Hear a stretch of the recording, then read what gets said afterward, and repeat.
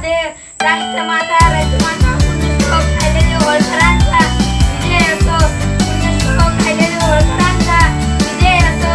न्यायदानाची तुरस करती तू, राग तुला अन्यायाचा, अहिल्यादेवी तू अभिमान आम्हाला तुझ्या शौर्याचा, अभिमान आम्हाला तुझ्या शौर्याचा।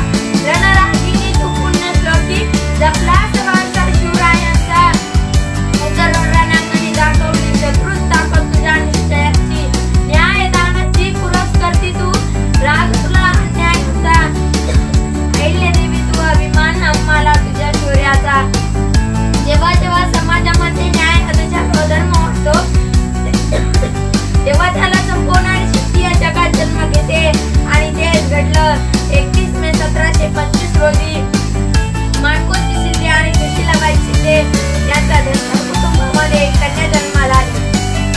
या कन्येचे नाव ठेवण्यात आले अहिल्या। ही तीच अहिल्या जिने सत्तेचा मंत्र वापरून विकासाचे तंत्र या हिंदुस्थानाच्या मातीत रोवलं। ही तीच अहिल्या जिने चूल आणि सुसमाज व्यवस्थेला जुगाड देऊन एका हातात शस्त्र आणि दुसऱ्या हातात शस्त्र घेऊन तब्बल 29 वर्ष आदर्श राज्यकारभार केला। अहिल्याबाईंना लहानपणीपासूनच तलवार चालवणे, भालाफेक, युद्ध लढवणे या गोष्टींचे शिक्षण आणि प्रशिक्षण दिले जात होते। ही दोघींच्या व्यक्तिमत्व विकासाची सुरुवात वयाच्या 8व्या वर्षी शूर परिक्रामी सरदार मल्हारराव होळकर यांचा मुलगा गंगाधरराव यांचा विवाह झाला।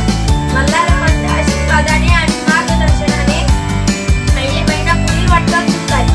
अहिल्याबाईंच्या जीवनात जर सर्वात जास्त योगदान कोणाचे असेल तर त्याचे सासरे मल्हारराव, कारण मल्हारराव म्हणजे सामर्थ्य, मल्हारराव म्हणजे परिक्रामी, मल्हारराव म्हणजे विश्वास, मल्हारराव म्हणजे अहिल्यादेवीच्या आयुष्यभर पडत असलेली कौतुकाची थाप। मल्हाररावांनी अहिल्यादेवींना शिकवलं।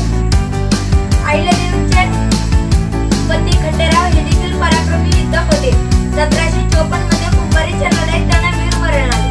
नवरा मेल्यानंतर सती जाण्याची प्रथा त्यांना होती, परंतु मल्हाररावांच्या सांगण्यावरून अहिल्याबाई सती गेल्या नाही।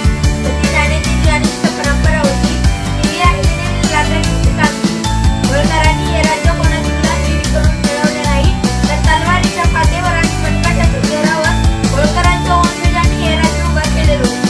आतापर्यंत सर्वात जास्त संकट कोणत्या राज्यकर्त्यावर आली असतील तर ती अहिल्याबाई होळकरांवर। अहिल्याबाई होळकरांच्या हयातीतच नवरा, मुलगा, जावई यांचे निधन झाले।